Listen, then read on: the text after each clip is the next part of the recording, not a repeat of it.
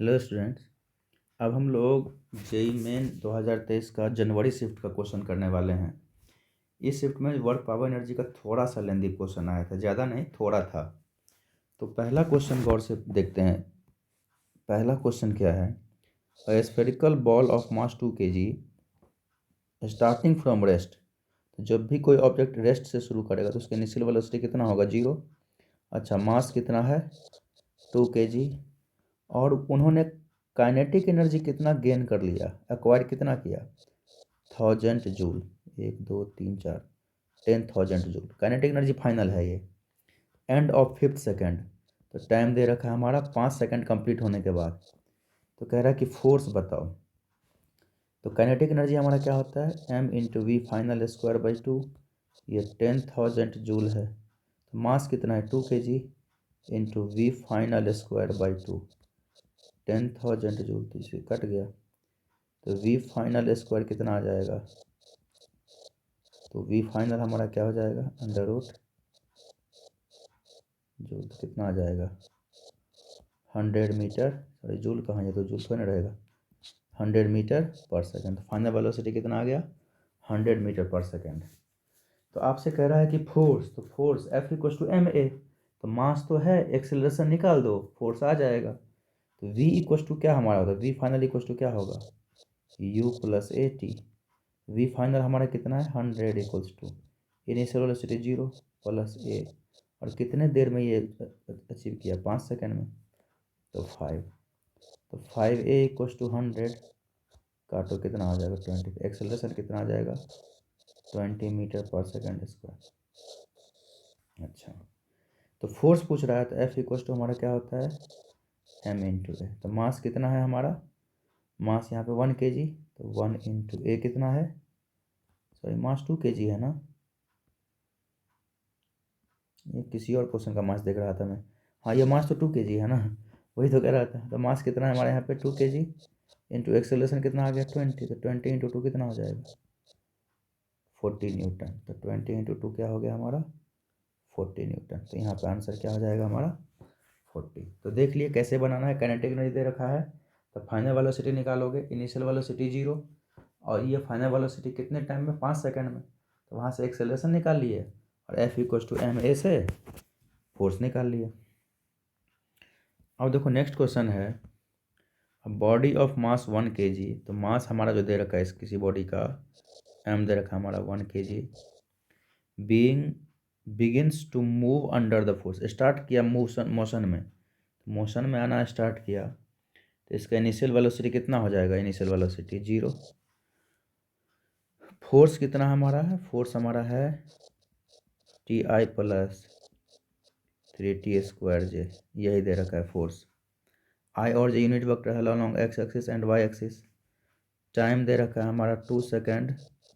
तो पावर हमारा कह रहा है कि पावर हमारा क्या होगा? तो आपको पता है ना कि पावर, एवरेज पावर हमारा होता है एफ डॉट वी। यही होता है एवरेज पावर, यदि वेक्टर फॉर्म में एफ और वी दे रखा हो। एफ तो दे रखा है, आपको वी चाहिए, कोई बात नहीं। तो वी चाहिए आपको, तो वी कैसे निकालोगे? तो आप देखो, दिमाग लगाओ। फोर्स एफ इक्वल टू हमारा क्या होता है? Mass into acceleration. Mass into acceleration हमारा क्या होता है? D v by d t. और फोर्स का वैल्यू कितना है? T i plus 3t square j. तो एम डी वी हमारा किसके इक्वल हो जाएगा? एम डी वी हमारा क्या हो जाएगा? T i plus 3t square J into D T. तो डी वी क्या हो जाएगा? यहाँ पे एम से डिवाइड कर दो। तो यहाँ से हमारा क्या आ गया? D v. अच्छा, अब वैसे भी एम हमारा 1 kg है तो 1 डालो, यहाँ पे 1 kg डाल दो एम की जगह पे। तो एम 1 रहे ना रहे क्या फ़र्क पड़ता है? कुछ फ़र्क नहीं पड़ता। तो डी वी आ गया। तो आपको पावर के लिए फोर्स है ही और डी वी निकल गया, तो उसको इंटीग्रेट कर दोगे तो वी आ जाएगा। तो करो फोर्स को डी वी को इंटीग्रेट। डी वी का इंटीग्रेशन हमारा क्या हो जाएगा? एरो हटा दो यहाँ पे। डी वी का इंटीग्रेशन हमारा क्या हो जाएगा? या रहना तो d v arrow. Integration of t d t direction i plus integration of 3t square d t direction j. Time t equals to 0 पे वेलोसिटी कितना है हमारा? 0। और किसी पर्टिकुलर टाइम टी पे वेलोसिटी हमारा हो गया v, तो ये लिमिट डाल दिया, तो dv का इंटीग्रेशन क्या हो जाएगा v 0 से लेके v equal to t dt का इंटीग्रेशन क्या हो जाएगा t²/2 0 से t, डायरेक्शन क्या है हमारा i, प्लस 3t² का क्या होगा 3 बाहर निकालो, t² dt का कितना हो जाएगा t³/3, डायरेक्शन j 0 से t। अब मार काट शुरू करो, जो काटना है काट दो। तो क्या बचा हमारा upper limit v minus lower limit 0 equal to क्या होगा t के जगह पर एक बार t, तो t² माइनस एक बार 0²/2, डायरेक्शन क्या है यहाँ पे i, प्लस t³ है, t के जगह पर q minus 0q, direction j, v equal to हमारा क्या आ जाएगा t²/2i प्लस t3j, ये v आ गया। तो पावर हमारा क्या होता है बच्चों F.V, तो F हमारा कितना था, F हमारा कितना था बच्चों, F था हमारा ti प्लस 3t²j, तो ti plus 3t²j dot v कितना है t²/2i प्लस t3j। तो देखो डॉट प्रोडक्ट है, तो i वाले को i से मल्टीप्लाई करो, j वाले को j से मल्टीप्लाई करो, कहानी ख़त्म। तो t इंटू t² कितना हो जाएगा t³ नीचे क्या है 2 plus 3t² into t³ 3t 5, यही हमारा पावर आ गया t³/2 प्लस 3t के पावर 5। तो अब यहाँ पे t का वैल्यू कितना दे रखा है 2 सेकेंड, तो t हमारा 2 सेकेंड है, तो पावर हमारा क्या होगा t के जगह पे 2^3/2 प्लस 3 इंटू 2 के पावर 5। तो यहाँ पे कितना आ जाएगा 2 के पावर 3 कितना होगा 2 2 4 2 8/2 प्लस 3, 2 टू दी पावर 5 कितना होगा 2 2 4 2 16 4 2 8 2 16 32 32, ये 4 से कट गया 32, तो कितना हो जाएगा ये 4 प्लस 3 दूना 6 3 3 96, कितना आ जाएगा 100 वाट। तो एवरेज पावर हमारा कितना हो गया 100 वाट। तो इसका आंसर सेकंड क्वेश्चन का कितना हो जाएगा 100 वाट। तो देखो कितना सिंपल क्वेश्चन है, सिंपल है, लेंदी है, यानी कि टफ क्वेश्चन है, आपको नहीं आता, आएगा कैसे एक अप्रोच लेना है कि किस तरीके से सोचना है क्वेश्चन पे।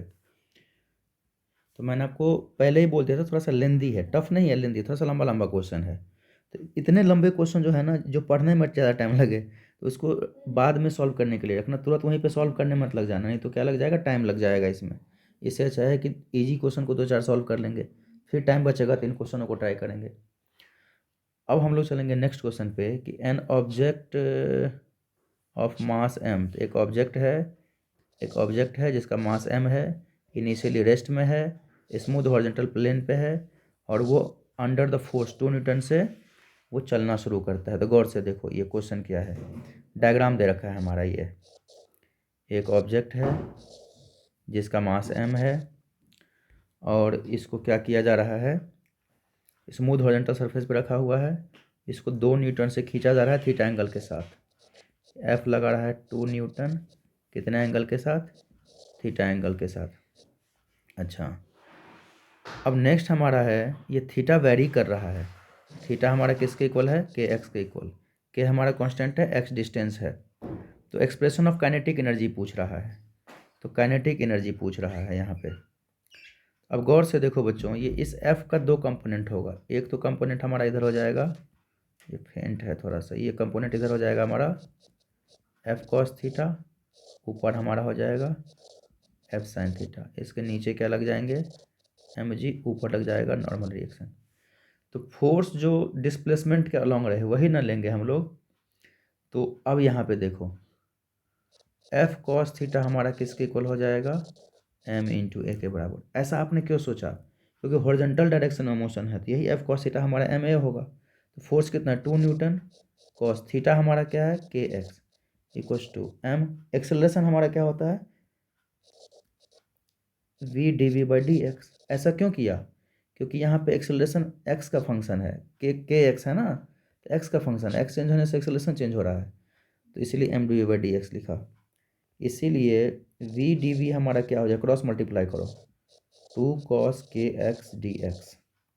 अब VdV का इंटीग्रेशन करेंगे क्योंकि वेलोसिटी हमको चाहिए, वेलोसिटी होगा तभी तो काइनेटिक एनर्जी निकालेंगे, हाफ mv²। तो इनिशियल वेलोसिटी 0, फाइनल वेलोसिटी मैंने मान लिया v, इनिशियल एंगल 0 और कितने डिस्टेंस पे जाके, x डिस्टेंस पे जाके, तो फाइनल डिस्टेंस क्या हो गया यहाँ पे x। तो VdV का इंटीग्रेशन क्या हो जाएगा v²/2, लिमिट लगाओ 0 से लेके v इक्वल्स टू 2 बाहर निकला। कॉस का इंटीग्रेशन हमारा क्या होता है, कॉस का इंटीग्रेशन क्या होता है साइन, तो साइन kx/k 0 से x, upper limit minus lower limit, तो v² - 0²/2 इक्वल्स टू 2 साइन के भी बाहर निकालो, साइन के एक्स के जगह पे कर एक्स माइनस साइन के एक्स के जगह पे 0, तो साइन 0 तो 0 होता है, ये टर्म हमारा हो गया 0। v² - 0² क्या होगा v²/2 equals to 2/k sine के एक्स, तो v²/2 हमारा कितना हो जाएगा 2/k साइन के एक्स, क्या है साइन थीटा। तो कह रहा है कि काइनेटिक एनर्जी ना, काइनेटिक एनर्जी हमारा क्या होता है, काइनेटिक एनर्जी हमारा होता है mv²/2, हाफ mv²। तो v²/2 के जगह पे क्या लिखोगे m, v²/2 के जगह पे 2 साइन थीटा/k। तो यहाँ पे काइनेटिक एनर्जी आ गया। तो यहाँ पे बताओ ये n का, यहाँ पे मास कितना है 1 kg, तो 1 × 2 साइन थीटा/k कितना आ जाएगा 2 साइन थीटा/k। यहाँ पे n के जगह पे क्या आ गया हमारा 2, जो सॉल्व किया आपने n के जगह पे क्या आ गया हमारा 2। तो ये थर्ड क्वेश्चन था हमारा। फिर हमारा नेक्स्ट क्वेश्चन है बच्चों कि अब 0.4 kg mass takes 8 second to reach ground when dropped from certain height h। 1.4 kg mass को, 1.4 kg मास को ड्रॉप किए हो, आराम से ड्रॉप किए हो, तो इनिशियल वेलोसिटी कितना होगा 0, h हाइट पे गिरने में इसको टाइम कितना लगा गिरने में, टाइम लगा इसको 8 सेकेंड। अच्छा, the loss of potential energy in last second कह रहा है, लास्ट सेकेंड में लॉस ऑफ पोटेंशियल एनर्जी कह रहा है। तो एक बात मुझे बताओ यहाँ पे, ये जहाँ से ड्रॉप किए हैं ना, इसी को मैंने रेफरेंस लेवल मान लिया, इसी को मैंने कर लिया रेफरेंस लेवल। रेफरेंस लेवल पर पोटेंशियल एनर्जी हमारा क्या होता है 0। तो जो जो नीचे आएगा तो पोटेंशियल एनर्जी घटेगा, तो नीचे आएगा तो यहाँ पे पोटेंशियल एनर्जी जो आ जाएगा, तो पोटेंशियल एनर्जी हमारा क्या हो जाएगा -mgh।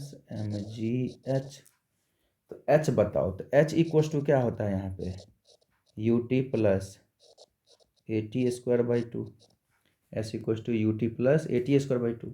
यहाँ पे 8th सेकेंड में कह रहा है, क्या कह रहा है यहाँ पे loss of potential in last second, तो 8th सेकेंड में, तो h 8th कितना होगा या s 8th, s nth क्या हमारा होता है फॉर्मूला बच्चों u + a/2 × 2n-1। nth second में जो डिस्टेंस होता है u + a/2 × 2n-1, तो u तो 0 है, प्लस a कितना है g का वैल्यू लो 10/2 × 2 × n हमारा क्या है किस सेकेंड में लास्ट सेकेंड, 8 सेकेंड में गिरता है, तो 8th सेकेंड में 8-1 10/2 कितना हो जाएगा कट के 5 × 8 × 16 माइनस से कितना हो जाएगा 15, कितना हो जाएगा ये, तो 15×5 = 75, तो 75 मीटर लास्ट सेकेंड में चला। तो पोटेंशियल एनर्जी इन nth सेकेंड हमारा क्या हो जाएगा -mg × h nth। तो माइनस तो बताता है कि लॉस हो रहा है पोटेंशियल एनर्जी, मास कितना है इसका तो 0.4, g कितना है हमारा 10, और h nth या s nth कितना निकला हमारा 75। तो इसको सॉल्व करोगे तो 4 हो गया, 75 × 4 कितना हो जाएगा 300 जूल। ये माइनस में, और माइनस बताएगा कि ये लॉस हुआ है, तो लॉस खुद ही बता रहा है माइनस, तो यहाँ पे कितने 100 जूल हो जाएगा 300 जूल। तो आंसर आप कैसे बनाओगे इस अप्रोच को, तो जैसे देखो जहाँ से गिराए हो वहाँ पे पोटेंशियल एनर्जी क्या मानोगे 0, और जो जो नीचे आएगा तो पोटेंशियल एनर्जी वो क्या करेगा लूज करेगा, तो माइनस में हो जाएगा पोटेंशियल एनर्जी। तो यहाँ पे पोटेंशियल एनर्जी हमारा क्या होता है mgh, माइनस में नीचे आएगा तो घटेगा, तो पोटेंशियल एनर्जी आ गया -mgh। तो 8th सेकेंड में कितना लॉस हुआ पोटेंशियल एनर्जी, 8th सेकेंड में आप पहले डिस्टेंस निकालो कितना डिस्टेंस ट्रेवल किया, तो किसी पर्टिकुलर सेकंड में जो डिस्टेंस ट्रेवल होता है वो एस एन एथ होता है, जिसका वैल्यू होता है u plus a by two into two n minus one. तो u तो इनिशियली जीरो है, तो जीरो प्लस ए हमारा क्या है, नीचे आ रहा था जी का वैल्यू 10 रखा, तो 10 by two into two, n कितना 8 सेकेंड, 8 माइनस वन, तो सॉल्व किया तो 75 मीटर। तो डिस्टेंस ट्रेवल इन 8 सेकेंड कितना हो गया, 75 मीटर। तो potential energy in nth second, 8 second में कितना पोटेंशियल एनर्जी लॉस किया, तो minus m g into h nth. तो मास कितना है इसका 0.4, माइनस 0.4 इंटू जी कितना है 10, और एच एन एथ कितना हो गया 75। तो कितना आ गया हमारा ये 300 जूल। अब देखो हमारा नेक्स्ट है identify the correct statement from the following. ये बड़ा सोचने वाला क्वेश्चन है, ये अच्छा क्वेश्चन है, कंसेप्चुअल क्वेश्चन है। इस टाइप के क्वेश्चन एनसीईआरटी में भी आपके होते हैं, जब सॉल्व करूंगा तो आपको बताऊंगा एक्सरसाइज में। तो work done by man in lifting a bucket out of the well. तो कुआं से जब पानी निकालते हो तो आपके द्वारा वर्क डन क्या होता है, पॉजिटिव, क्योंकि आपने जो फोर्स लगाया खींचने में उसी डायरेक्शन में डिस्प्लेसमेंट हुआ, तो आपके द्वारा वर्क डन क्या हो जाएगा, पॉजिटिव। और ग्रेविटी के द्वारा वर्क डन क्या होगा, नेगेटिव, क्योंकि ग्रेविटी इसको खींच रहा है नीचे और वो जा रहा है बकेट ऊपर। तो वर्क डन बाय ग्रेविटी, जब किसी चीज़ को ऊपर आप खींच रहे हो तो वर्क डन बाय ग्रेविटी हमारा क्या होगा, नेगेटिव, और वर्क डन बाय यू कितना हो जाएगा, पॉजिटिव। तो यहाँ पे कह रहा है कि work done by man negative, कभी होगा ही नहीं, तो ये हमारा फॉल्स हो गया। फिर देखो work done by gravitational force in lifting a bucket out of well by rope try to bucket is negative, तो बिल्कुल सही। तो वर्क डन बाय ग्रेविटी, जब आप किसी कुएं से पानी को निकालते हो तो वर्क डन बाय यू, आप बाल्टी को खींचते हो, बाल्टी खींचता है, जिधर आप फोर्स लगाते हो उधर डिस्प्लेसमेंट होता है, तो वर्क डन बाय यू क्या होगा, पॉजिटिव। और वर्क डन बाय ग्रेविटी क्या होगा, ग्रेविटी लग रहा है नीचे, आप खींच रहे हो ऊपर, तो फोर्स लग रहा है ग्रेविटी नीचे, खींचा जा रहा है ऊपर, तो वर्क डन बाय ग्रेविटी हो जाएगा नेगेटिव। ये तो हमारा ट्रू हो गया, ये हमारा हो गया ट्रू, पहला हो गया फॉल्स। फिर नेक्स्ट है work done by friction on moving sliding down an inclined plane. जब भी कोई ऑब्जेक्ट इंक्लाइंड प्लेन में मूव कर रहा है नीचे की ओर, तो नीचे की ओर तो डिस्प्लेसमेंट है आगे और फ्रिक्शन है हमारा पीछे। फ्रिक्शन और डिस्प्लेसमेंट के कारण वर्क डन क्या हो जाएगा, नेगेटिव, क्योंकि अपोजिट डायरेक्शन में है। इसका मतलब यहाँ पे दे रखा है पॉजिटिव, तो ये हमारा फॉल्स हो गया। फिर work done by applied force on a body moving on rough horizontal plane. तो रफ हॉरिजॉन्टल प्लेन में यदि आपने फोर्स लगाया और इसमें डिस्प्लेसमेंट हुआ, भले ही उसका वेलोसिटी कांस्टेंट रहे फ्रिक्शन के वजह से, फोर्स लगाया डिस्प्लेसमेंट हुआ, चाहे वेलोसिटी कांस्टेंट हो नहीं हो फर्क नहीं पड़ता, फोर्स लगाए और उस फोर्स के कारण डिस्प्लेसमेंट हुआ, चाहे फोर्स के अलॉन्ग या फोर्स के अपोजिट, तो वर्क डन होगा ही होगा, जीरो नहीं होगा, तो ये हमारा फॉल्स हो गया। फिर work done by air resistance on oscillating pendulum is negative. बिल्कुल, जैसे कोई पेंडुलम है हमारा, यदि ये आगे जा रहा है तो एयर रेसिस्टेंस पीछे लगेगा, यदि इधर जा रहा है एयर रेसिस्टेंस इधर लगेगा। तो एयर रेसिस्टेंस हमेशा मोशन के अपोजिट लगेगा, हमेशा डिस्प्लेसमेंट के अपोजिट लगेगा, तो इसके वजह से वर्क डन क्या हमारा हो जाएगा, नेगेटिव। तो ये तो हमारा ट्रू है। तो ट्रू कौन कौन से हमारा हो गए, बी और ई हमारा ट्रू हो गए, बाकी हमारे क्या हो गए, फॉल्स हो गए। ये बच्चों 5 क्वेश्चन थे जो मैंने आपको डिस्कस किए।